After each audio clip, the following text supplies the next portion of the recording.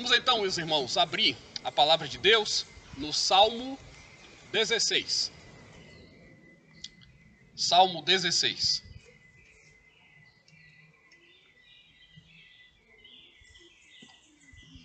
Esse será o texto que nós usaremos. Salmo 16, a partir do verso 1 até o verso 11. A palavra do Senhor assim nos diz: Guarda-me, ó Deus, porque em ti me refugio. Digo ao Senhor, tu és o meu Senhor, outro bem não possuo, senão a ti somente. Quanto aos santos que há na terra, são eles os notáveis, nos quais tenho todo o meu prazer. Muitas serão as penas dos que trocam o Senhor por outros deuses. Não oferecerei as suas libações de sangue, e os meus lábios não pronunciarão o seu nome. O Senhor é a porção de minha herança e o meu cálice. Tu és o arrimo da minha sorte. Caem-me as divisas em lugares amenos. É muito linda a minha herança. Bendigo o Senhor que me aconselha, pois até durante a noite o meu coração me ensina. O Senhor tem-o sempre à minha presença. Estando ele à minha direita, não serei abalado. Alegra-se, pois, o meu coração e o meu espírito exulta, até o meu corpo repousará seguro. Pois não deixarás a minha alma na morte, nem permitirás que o teu santo veja a corrupção. Tu me fazes ver os caminhos da vida. Na tua presença há plenitude de alegria. Na tua destra, delícias perpetuamente. Vamos orar, irmãos. Senhor, obrigado por estarmos aqui. Obrigado, ó Deus, pela bênção que é poder te servir. Obrigado, ó Deus, porque o Senhor tem realizado a tua obra em nosso viver, no decorrer dos anos. O Senhor tem nos sustentado, nos amparado, nos ensinado tantas coisas. Nós te agradecemos, ó Deus, porque a tua misericórdia se renova, porque a tua graça é real. Te agradecemos, ó Deus, porque a tua presença é o que nos dá vigor. Pedimos a ti, ó Deus, que nesse momento aplique a tua palavra ao nosso coração. Dá-nos o entendimento da verdade, o discernimento de todas as coisas. Prepara os nossos corações, ó Deus, para participarmos logo mais da Santa Ceia do Senhor. Faz com que nós, ó Deus, tenhamos fé para confiar e tenhamos, ó Deus, a disposição de praticar tudo aquilo que nós viermos a aprender. Em Cristo Jesus, nosso Senhor e Salvador. Amém.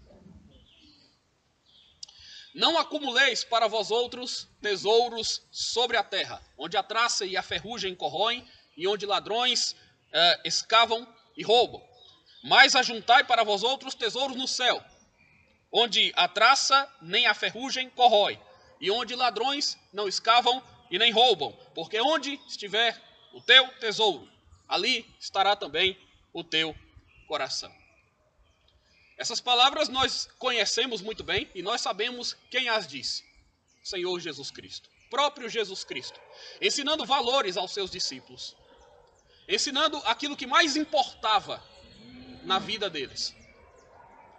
E nós temos aqui, meus irmãos, um salmo que reflete aquilo que há de mais precioso na vida do salmista, na concepção do salmista e também na concepção de todos aqueles que de coração servem a Deus. Onde está o nosso tesouro? Quem é o nosso maior tesouro? Onde nós podemos depositar a nossa confiança? Em torno de quem ou de que nós vivemos, nós construímos, nós edificamos. O ensinamento que o Senhor Jesus Cristo repercutiu, na verdade está presente nas Escrituras Sagradas, pode ser visualizado no salmo que nós acabamos de ler. Nos faz refletir acerca das coisas que nós consideramos realmente importantes. O que é realmente importante para nós? Mas ao mesmo tempo, meus irmãos, o Senhor Jesus, ao dizer estas coisas para os discípulos, ressaltou, não deixou a menor dúvida de que as riquezas celestiais são muito mais abundantes, são muito mais resistentes do que qualquer outro tipo de riqueza que esse mundo possa oferecer. Quando ele diz ajuntai tesouros sobre os céus, é porque certamente no coração de muitos dos seus discípulos, de muitos dos seus seguidores, A ideia de que ajuntar tesouros na terra é o que traz felicidade domina, ou dominava, muitas mentes. Como hoje também acontece. Quais são os tesouros mais importantes, mais valiosos? E o que é que pode verdadeiramente trazer realização para nós? É sobre essa ótica que eu gostaria de analisar o Salmo 16 com vocês. Esse é um salmo de Davi. O título do salmo traz essa informação. E Davi aqui nos dá explicações, irmãos, do porquê Deus deve ser considerado como aquilo que é mais relevante para a nossa existência, para a vida do crente. É claro que nós estamos dizendo o óbvio. Para nós que já cremos, isto é o óbvio. Não há nada nesse mundo ou para além desse mundo que seja mais importante do que Deus. Tudo que existe e acontece por causa e em razão de Deus. Como Paulo também diz em Romanos, é porque dele, por ele e para ele são todas as coisas. E a ele, pois, a glória deve ser dada eternamente. Amém. E assim será. É o que está acontecendo hoje. No ambiente que nos cerca. É o que está acontecendo hoje quando conscientemente nós temos esta finalidade de nos reunir. Mas observem, no início do Salmo, Davi se volta para Deus pedindo guarnição. Na sequência, ele medita sobre os benefícios que ele já recebia do Senhor e demonstra gratidão. Imediatamente, então, o seu coração se constrange e nós já o podemos ver em uma atitude de profunda devoção. Por fim, nós vemos que Davi conclui que somente em Deus ele poderia repousar seguro, alcançando assim total realização.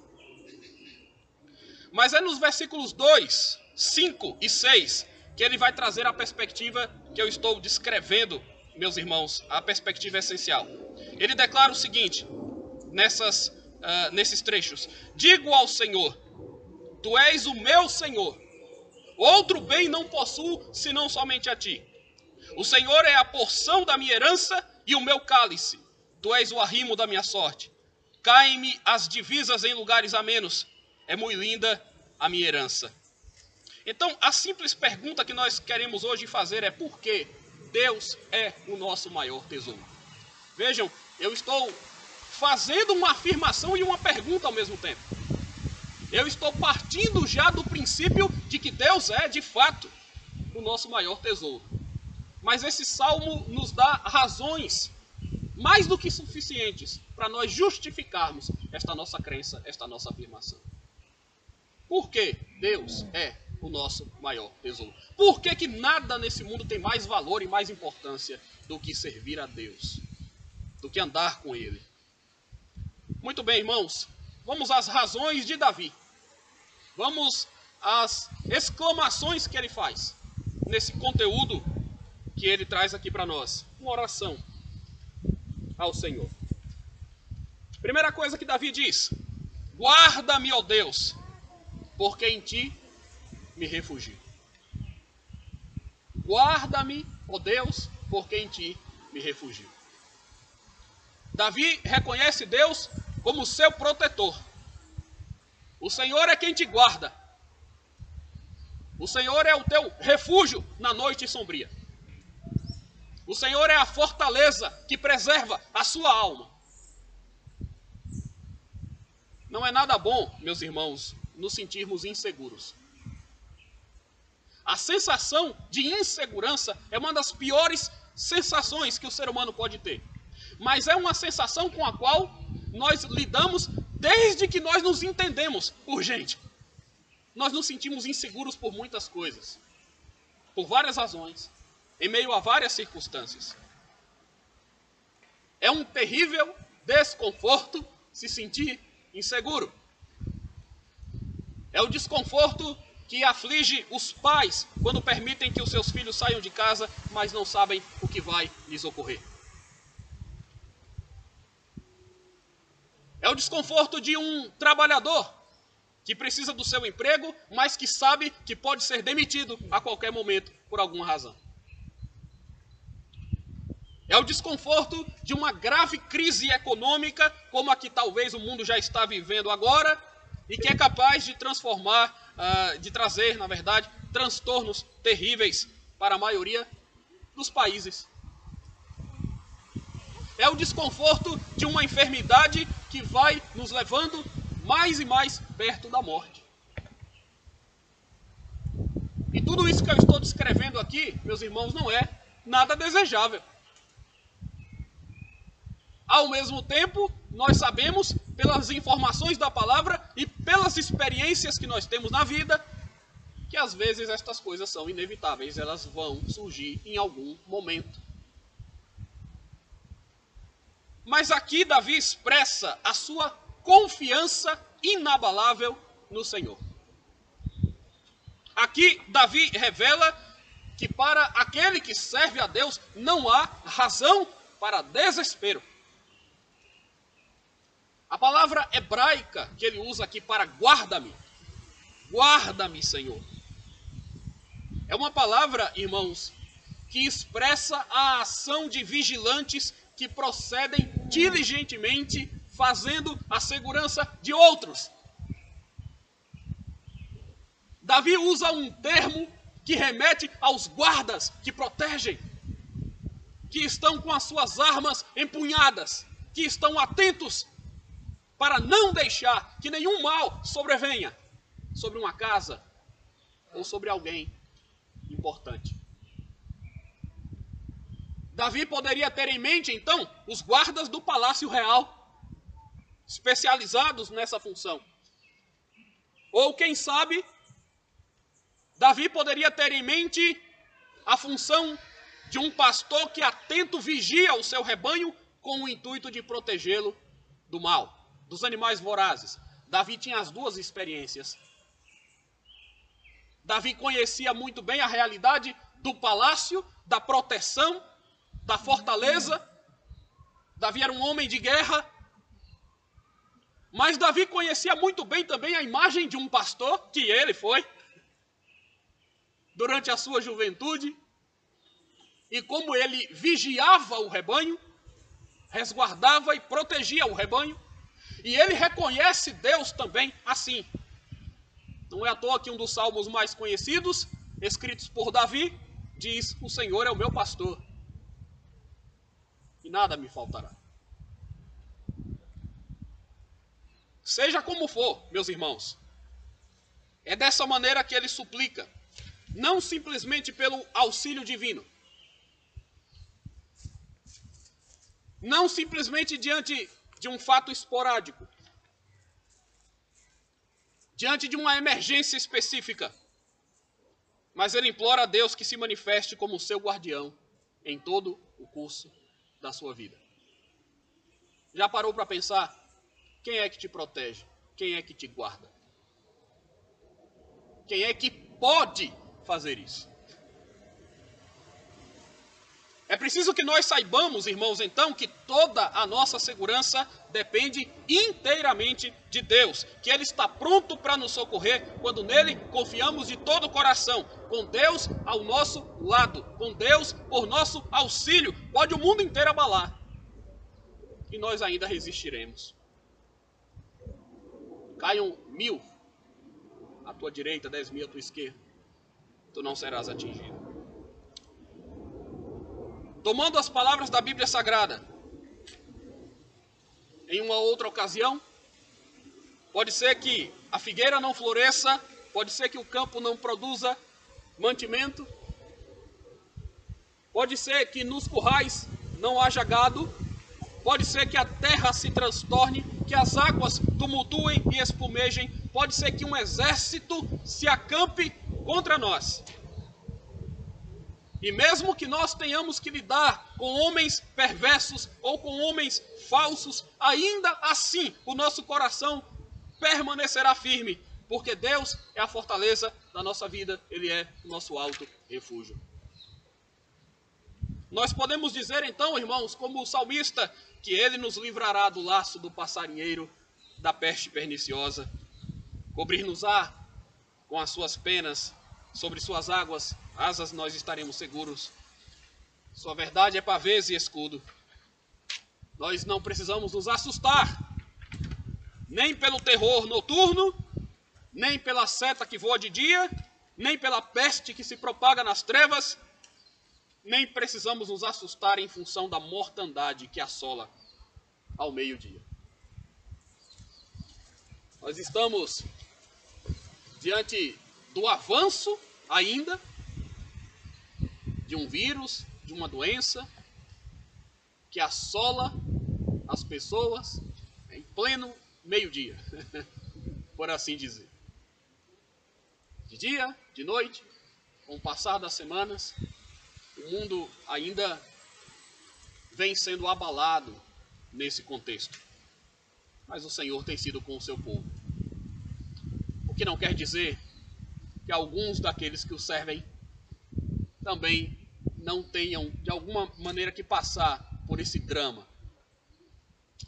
Mas o fato é, o Senhor guarda, sustenta, abençoa, protege aqueles a quem Ele ama. E aí nós podemos pensar, meus irmãos, em várias outras situações. Pode ser que para alguns a viuvez esteja pesando. Pode ser que para alguns a solidão esteja pesando. Pode ser que para alguns a decepção com alguém esteja esmagando o coração. Talvez alguns não estejam vendo mais tanto sentido para a sua existência. Talvez alguns estejam sendo vítima de difamações. Talvez alguns de nós estejamos lidando com armadilhas maliciosas que são preparadas para nos prejudicar em algo. Mas, independente disso, não podemos nos esquecer de que Deus, meus irmãos, é a nossa esperança e nele nós temos a certeza de que encontramos abrigo. Quando por Deus nós somos cobertos, nada nem ninguém pode nos atingir. Quando o seu propósito é o de nos livrar, ninguém pode ser bem-sucedido no seu empreendimento maligno. O salmista sabia disso. Davi tinha essa certeza. E ele pede então com confiança: guarda-me, ó Deus. Guarda-me, ó Deus, porque em ti eu me refugio. A segunda razão pela qual nós podemos também afirmar, meus irmãos, que Deus é o nosso maior tesouro, é porque Ele nos permite desfrutar de viva comunhão. Nós podemos desfrutar de viva comunhão com Deus e com os irmãos. Por isso, nós temos aqui também uma expressão muito clara do que é o nosso maior tesouro. Ao nos reunirmos neste domingo de manhã, nós estamos aqui declarando onde está o nosso tesouro. Versículo 3 diz: quanto aos santos que há na terra, são eles os notáveis, nos quais tenho todo o meu prazer. Meus irmãos, a igreja, ou o local onde nós nos reunimos para o louvor de Deus, sempre será um lugar aprazível para aqueles que têm o coração no reino, para aqueles que têm o coração contrito. Não apenas porque aqui nós prestamos ao Senhor um serviço especial, direcionado, como também porque nós fazemos isso na companhia dos nossos irmãos. Separados que nós fomos para este propósito estabelecido por Deus. Vejam que aqui o salmista enfatiza a ideia de comunhão. Ele fala dos santos que há na terra, na presença dos quais ele se rejubila. Estar perto dos irmãos é a sua preferência. Porque com eles o salmista se sente identificado. Com eles existe um forte laço de amor, uma grande afeição que não pode ser substituída por outras pessoas. Davi sabia da vontade expressa de Deus de ser magnificado, de ser exaltado na Assembleia dos Justos, que é composta pelos filhos do Altíssimo, a quem Deus ama e com quem Deus se relaciona.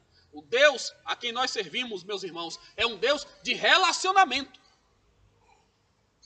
Ele é o Deus do pacto, portanto, nós podemos falar em um relacionamento pactual.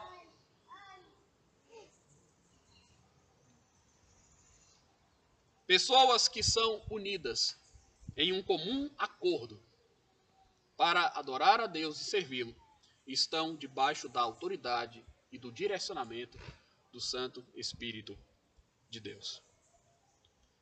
Hoje nós temos ouvido falar de crentes sem igreja, desigrejados, crentes desigrejados, evangélicos não praticantes. Redefiniram a palavra aberração. Isso é uma aberração. Do ponto de vista bíblico, teológico, daquilo que nos é revelado pelo Senhor, não existe. Simplesmente não existe. Mas também há aqueles que têm vindo ou vêm regularmente à igreja. O problema é que eles não trazem o interesse da igreja nos seus corações. A frequentam talvez por conveniência, mas não gostam dela. Estão sempre reclamando ou maldizendo a igreja em que comungam.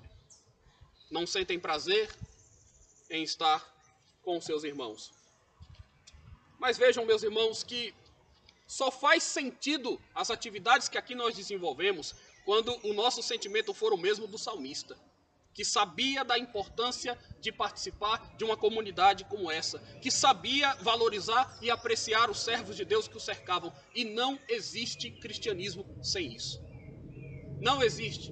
Não existe cristianismo sem relacionamento com Deus. E não existe cristianismo sem relacionamento com o povo de Deus.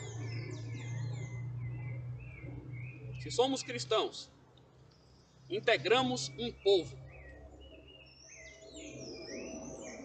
Você pode até ter alguns impedimentos, e nós, é evidente, temos repetido isso insistentemente. Temos que respeitar os irmãos, né, sobretudo nesse momento tão atípico. Mas você pode não vir à igreja e carregá-la no seu coração.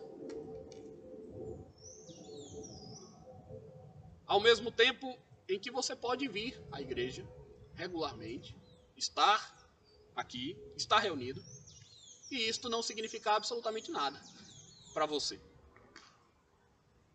Nada além de interesses fúteis. Se a nossa comunhão com os irmãos é viva, é autêntica, se você enxerga isso como uma dádiva, como um presente maravilhoso, isto é um sinal, claro, de que Deus é uma grande riqueza na sua vida. E aí você pode dizer o que o salmista disse: tu és o meu tesouro, meu maior tesouro. Na tua presença há delícias perpetuamente. Como é bom estar em tua casa. Eu encontrei os teus altares, Senhor. Em terceiro lugar, meus irmãos, nós aprendemos aqui que Deus é o nosso maior tesouro, porque Ele é o verdadeiro Deus, a quem devemos adoração. Versículo 4, o salmista diz: muitas serão as penas dos que trocam o Senhor por outros deuses. Não oferecerei as suas libações de sangue, e os meus lábios não pronunciarão o seu nome. Aqui o salmista está se referindo ao serviço cultico que nós prestamos a Deus. E eu diria tanto no sentido geral quanto no sentido restrito. Isso fica claro. Primeiro, ele nos mostra que há pessoas que se rendem a outros deuses. Observem. Então, a ideia do salmista, irmãos, a ideia que ele transmite aqui é a seguinte: olha, eu não oferecerei as suas libações de sangue. Isso aqui aponta para um costume pagão, antigo e supersticioso, que consistia no sacrifício de animais e até mesmo de sacrifícios de seres humanos. E aí então, aquele que participava do ato oferecia libações, oferecia sangue e sorvia o sangue, inclusive em alguns casos, daquilo que era sacrificado. A palavra oferecerei poderia até ser traduzida também como não provarei. Eu não provarei das suas libações. Eu não beberei disto. Eu não compactuarei com isto. Eu não servirei a outro Deus, senão o Senhor. E aqui vejam que interessante, porque logo mais nós vamos participar da Santa Ceia do Senhor. E o que nós vamos tomar ali, o que nós vamos beber ali, espiritualmente é o sangue de Jesus Cristo. Então nós podemos até dizer que no sentido espiritual, nós estamos recebendo os efeitos do sacrifício do Filho de Deus na cruz, do Cordeiro de Deus, que derramou o seu sangue. Este é o culto do qual nós participamos. É nesse sentido que o sacrifício tem importância para nós. Não estamos falando de um ato de superstição. Nós estamos falando de uma realidade concreta que nos beneficia, que nos leva à comunhão com Deus, que nos reaproxima do nosso Criador. Mas vejam, meus irmãos, tomando aqui o sentido do salmista, nós não devemos estar dispostos a nos tornarmos praticantes da idolatria, de nenhuma forma de idolatria. Mesmo porque o que aguarda aqueles que assim procedem são castigos divinos. O texto diz que muitas serão as penas. Dá uma lida nisso. Muitas serão as penas. Ou como possível tradução, muitas serão as dores. As dores dos que trocam o Senhor por outros deuses. Trocar o Senhor por outros deuses é o pecado por excelência. Idolatria é o pecado mais comum que os homens cometem. Por mais que nós não sejamos treinados a pensar assim. O apóstolo Paulo diz isso lá em Romanos capítulo 1. Ele afirma que os homens mudaram a verdade de Deus e eles adoram e servem a criatura no lugar do Criador. Quando nós mudamos o foco, quando mudamos a nossa prioridade, quando ocupamos o nosso coração com qualquer outra coisa mais do que a Deus, nós estamos sendo idólatras. E nós podemos imaginar muitas situações assim, meus irmãos. Algo muito simples e sutil, mas que sempre me chama muito a atenção, é o quanto as pessoas perdidas na sua idolatria, na sua religião, no seu misticismo, se mostram confusas também nas suas concepções, nas suas escolhas. São pessoas angustiadas em busca de respostas que não encontram e que não se realizam jamais, porque tendo sido criadas para a glória de Deus, não o adoram e preferem mergulhar nos seus prazeres e pecados. Servir a Deus é o oposto de servir a nós mesmos. Jesus diz que aquele que quiser vir até Ele, negue-se a si mesmo e o siga. A idolatria é o pecado por excelência, não porque nós estamos necessariamente criando na nossa imaginação outros deuses, mas porque nós estamos nos colocando muitas vezes na posição de deuses. Vivemos para nos satisfazer. Vivemos para nos alegrar por nós mesmos. Vivemos para traçar o nosso próprio caminho de felicidade. Esse é o grande perigo.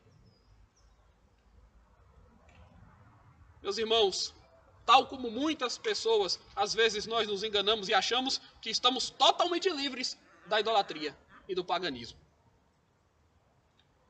Mas todas as vezes em que, por exemplo, alguém se propõe a profanar o culto do Senhor com algum procedimento condenável ou não prescrito nas Escrituras, isso expõe idolatria. Porque quem diz a maneira como quer ser cultuado é Deus. Não somos nós que dizemos a Deus como é que Ele deve aceitar o nosso culto.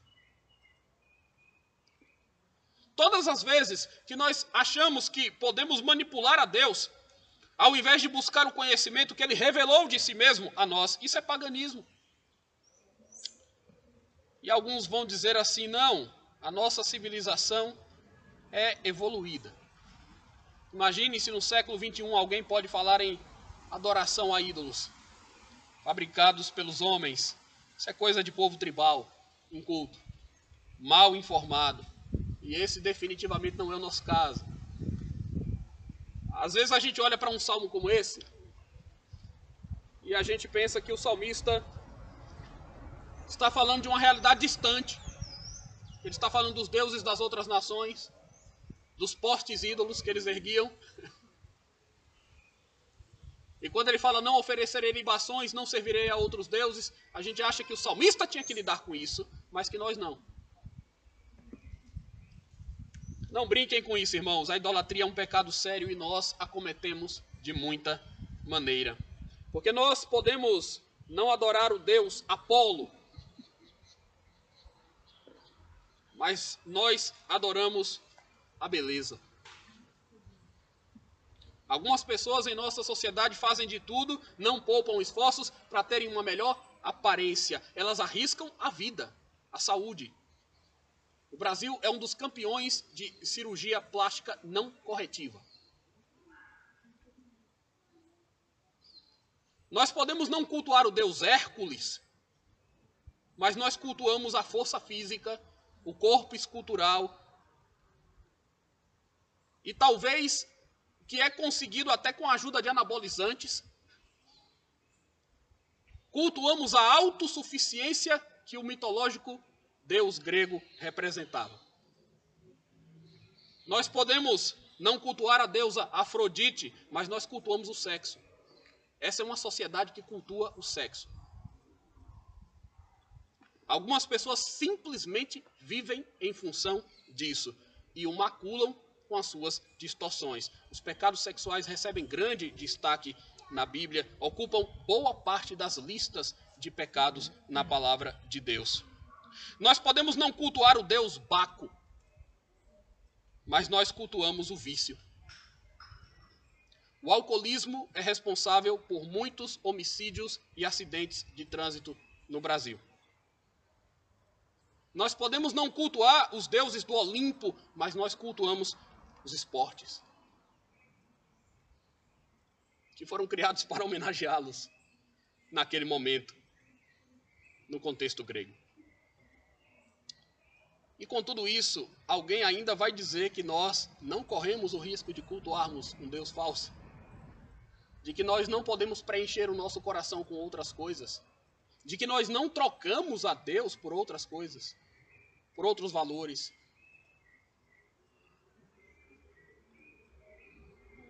Quando nós talvez nos dedicamos intensamente ao trabalho e aos estudos, mas a nossa vida comunitária, como parte da Igreja de Deus, é uma vida negligente. Esporadicamente a gente vai à igreja e está tudo certo. A nossa firme resolução deve ser a do salmista, meus irmãos. Não nos contaminaremos, não ofereceremos fogo estranho no altar sagrado, não assumiremos os padrões e os valores do mundo, mas a Deus, o único Senhor, adoraremos, porque Ele é o nosso maior tesouro. Ninguém jamais fez por nós o que Deus fez, o que Deus ainda fará. Por que então nós o trocaríamos por outro? Não, irmãos, antes nós ofereceremos culto com o nosso corpo, com a nossa voz, com as nossas ações, com a nossa vida. Rogo-vos, pois, a Deus, rogo-vos, pois, meus irmãos, pelas misericórdias de Deus, que apresenteis os vossos corpos por sacrifício vivo, santo e agradável a Deus, que é o vosso culto racional. E não vos conformeis com este século, mas transformai-vos pela renovação da vossa mente, para que experimenteis qual seja a boa, perfeita e agradável vontade do Senhor. Em quarto lugar, Deus é o nosso maior tesouro, porque Ele está ao nosso lado, mesmo na aflição. Versos 7 e 8. Bendigo o Senhor que me aconselha, pois até durante a noite o meu coração me ensina. O Senhor tenho sempre à minha presença, estando Ele à minha direita, não serei abalado. Vamos examinar isto. Bendigo o Senhor que me aconselha. O conselho a que o texto faz alusão, irmãos, é aquela iluminação e aquele discernimento interior que o Espírito Santo nos concede, mesmo quando estamos sozinhos no nosso quarto, trancada a nossa porta. Naquele momento Deus fala conosco também. Naquele momento em que nós colocamos as ideias no lugar, naquele momento em que os nossos valores se contrabalanceiam, Deus está agindo através do seu Espírito, nos instruindo, nos edificando, nos dirigindo. Com a palavra de Deus falando alto no nosso coração. Naquele momento, meus irmãos, enquanto existem muitas pessoas cujas consciências pesadas não permitem que elas tenham um sono tranquilo, enquanto muitos travesseiros estão molhados de lágrimas, enquanto o silêncio da noite é uma tortura para os ímpios que cometem as suas maldades, mas que depois são perseguidos por elas. Naquele momento, o coração do justo recebe o conselho do Senhor. O conselho do Senhor é o mais valioso conselho que nós podemos receber. É o conselho do Senhor que pode nos tornar sábios de fato. E há algo sublime aqui, a palavra noite. Palavrinha tão simples, né? Mas a palavra noite na língua hebraica está no plural. Então o que o salmista está dizendo, na verdade, é que durante as noites, no plural, Deus o aconselha. Ou seja, ele fala de um aconselhamento contínuo, de um relacionamento permanente, duradouro, cujo resultado era a instrução. E nada melhor do que a instrução que vem do alto. A palavra coração, nós sabemos, tem um conceito bastante abrangente. Coração na Bíblia envolve os sentimentos, as afeições da nossa alma, as nossas faculdades interiores. Tudo se resume nessa palavrinha, coração. Isto quer dizer que o salmista, com todo o seu ser, estava tomado do ensino de Deus, como nós devemos estar. Essa consciência proporcionada pela proximidade com o Senhor fica bem clara no versículo 8, quando o autor do texto menciona que ele tem sempre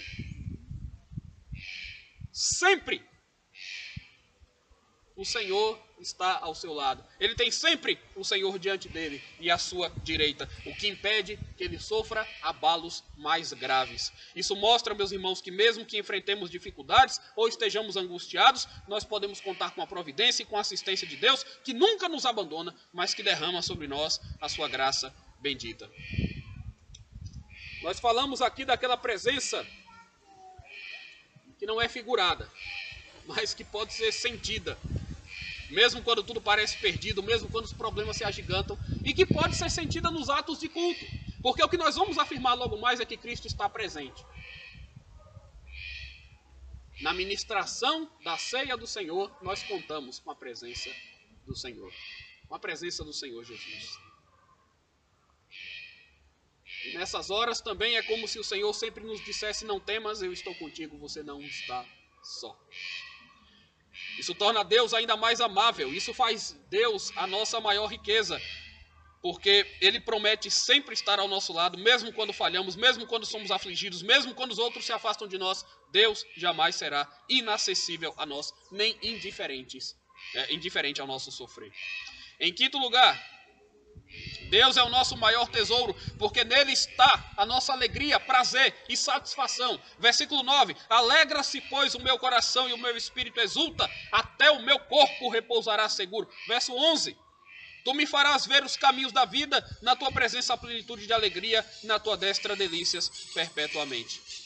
Se Deus verdadeiramente é o nosso tesouro, irmãos, então a nossa alegria está diretamente relacionada a Ele. Nós podemos dizer, sim, que o crente só tem uma vida de paz e de regozijo ao lado do Senhor. Se os incrédulos têm uma profunda agitação interior, o crente goza de paz e de felicidade. Meus irmãos, vamos pensar aqui rapidamente em algo que é muito relevante. Às vezes, alguns parecem transmitir a ideia de que a vida cristã ela é caracterizada unicamente pelo sofrimento, pela provação. Isso faz parte. Nós somos testados, a nossa fé é testada muitas vezes, mas a vida cristã deve ser repleta de alegria. O problema não está em nós dizermos, não é, que Deus nos criou para a alegria. Deus nos criou para sermos felizes, sim. Deus nos criou para a alegria, sim. A questão é que nós declaramos que só existe real felicidade e alegria na presença do Senhor, com o coração quebrantado diante de Deus. Que nós não podemos fabricar a nossa própria alegria, porque isso só vai nos levar para a frustração. Mas nós podemos ter alegria plena diante de Deus, diante do povo de Deus. Se os incrédulos, então, meus irmãos, estão agitados, nós podemos nos alegrar. Quando elevamos os nossos olhos para Deus, as nossas mentes são tranquilizadas. As nossas ansiedades perdem força. Quando olhamos para Deus, a nossa confiança aumenta. Tudo o mais se torna secundário. O crente não deve buscar alegria no pecado. O crente não deve buscar a satisfação carnal. O crente não deve buscar o prazer como uma válvula de escape para uma vida miserável. Isso quem faz é o incrédulo, que não tem esperança. Mas nós sabemos, irmãos, que Deus é quem nos sustém física, emocional e espiritualmente. Quais são as nossas necessidades? Físicas, emocionais, espirituais. Deus pode nos suprir. O salmista diz, o meu corpo, até o meu corpo, o meu espírito, o meu coração. O que é que isso representa? Meu espírito, o meu corpo, o meu coração. É o ser integral do indivíduo. O salmista está exultante, o salmista se sente seguro. O crente é um indivíduo alegre porque ele encontrou a fonte da alegria. Então pense em Deus aqui também como a fonte da alegria. Muito embora falhos como nós somos, muitas vezes nós também nos equivocamos ou somos muito tímidos na demonstração disso. Eu fico vendo aquelas pessoas em Atos se convertendo e um dos efeitos imediatos da conversão delas era a alegria do Senhor. Incrédulos chegam a criar uma concepção distorcida da vida cristã ao observar crentes que estão próximos a eles, mas que parecem transmitir mesmo a noção, a ideia de que o crente é alguém extremamente sisudo, fechado. É como se a alegria não pudesse ser externada. No máximo ela fica escondida em algum lugar no interior da pessoa de um modo que ninguém pode enxergar, né? Martin Lloyd-Jones, famoso pastor de Westminster, escreveu um livro chamado Depressão Espiritual, Suas Causas e Curas. Em determinado momento ele diz assim: o que mais precisamos no momento é de uma igreja avivada e alegre. Nada é mais importante do que nos livrarmos da condição que dá a outras pessoas que olham para nós a impressão de que ser cristão significa ser triste, infeliz, mórbido, e que o cristão é aquele que despreza os deleites e vive dias trabalhosos. O povo cristão, com muita frequência, parece transmitir a aparência de infelicidade, falta de liberdade, ausência de alegria. E ele segue dizendo, não há dúvida de que essa é a principal razão pela qual o grande número de pessoas não se interessa mais pelo cristianismo. É um parecer dele. É uma leitura que ele faz. Nós podemos discordar de algo, mas não quer dizer que na essência ele não esteja certo.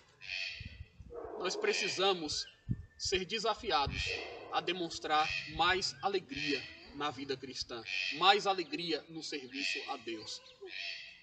Nós precisamos falar de Deus com alegria para as pessoas. Dizer que Deus transformou o nosso coração e isso deve encher os nossos lábios.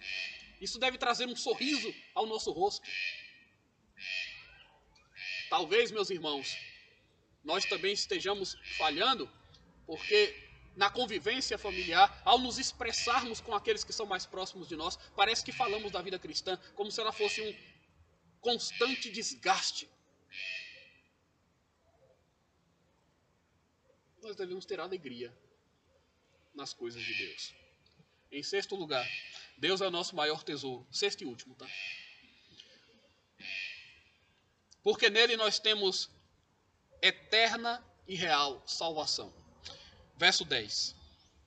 Pois não deixarás a minha alma na morte, nem permitirás que o teu santo veja corrupção. Davi aqui revela que não teme sequer a morte, mas ele se nutre da inconfundível certeza da salvação eterna que o libertava de toda angústia. Mas em um segundo momento nós verificamos, irmãos, que é evidente ser esse versículo um versículo messiânico. Esse é um salmo messiânico, claro. É que nós temos que pensar no que esse salmo representava para Davi, no que esse salmo representou como cumprimento profético em Jesus e no que esse salmo representa para nós. É um exercício aqui de reflexão. Esse salmo, ele aponta para Jesus Cristo porque nós sabemos que foi ele quem ressurgiu dos mortos e nós sabemos que o seu corpo não sofreu deterioração, não houve corrupção, né? O seu corpo não foi deixado na morte. Os apóstolos Pedro e Paulo interpretam esse versículo como tendo se cumprido na pessoa de Cristo, porque é evidente que o corpo de Davi foi reduzido a pó. Mas o túmulo não pode reter o nosso Salvador. O que é que nós estamos fazendo aqui, irmãos? Estamos cultuando ao Senhor que ressurgiu dos mortos. Por que que nós nos reunimos em um domingo, irmãos?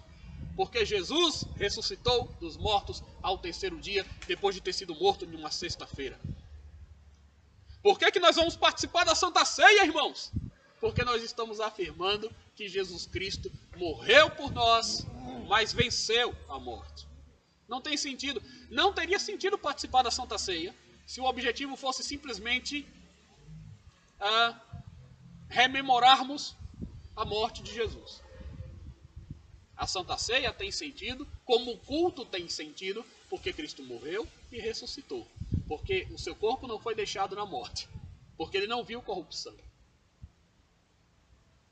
O Senhor cumpriu a sua obra redentora e o Senhor nos salvou através de seu Filho sacrificado. É porque Cristo venceu a morte que nós também não permaneceremos perenemente sobre a corrupção do pecado. Mas todos os efeitos do pecado haverão de se desfazer quando até mesmo os nossos corpos forem transformados. Irmãos, aprendemos então aqui que Deus é o nosso maior tesouro, porque nele encontramos eterna e real salvação. Eu vou resumir os 6 pontos em frases para que você leve isso no seu coração.